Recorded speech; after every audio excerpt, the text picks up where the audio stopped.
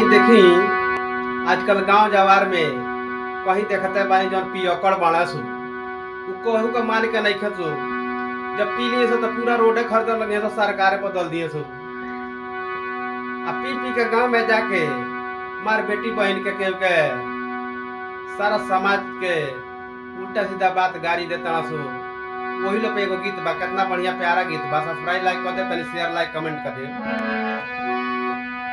अरे हाथ में पाउच मुंह में आंडा, अरे हाथ में पाउच मुंह में आंडा, बराबादी लवांडा हो गइला हो बराबाद लवांडा हो गइला।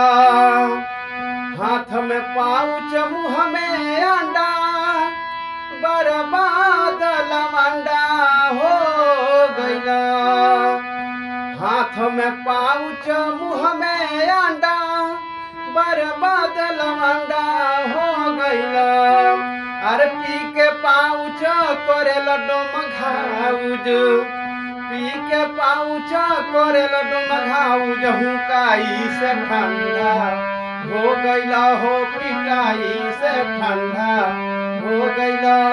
बर्बाद लवंडा हो गइला हो हुकाई से ठंडा हो गइला। रउआ मत करबी काम।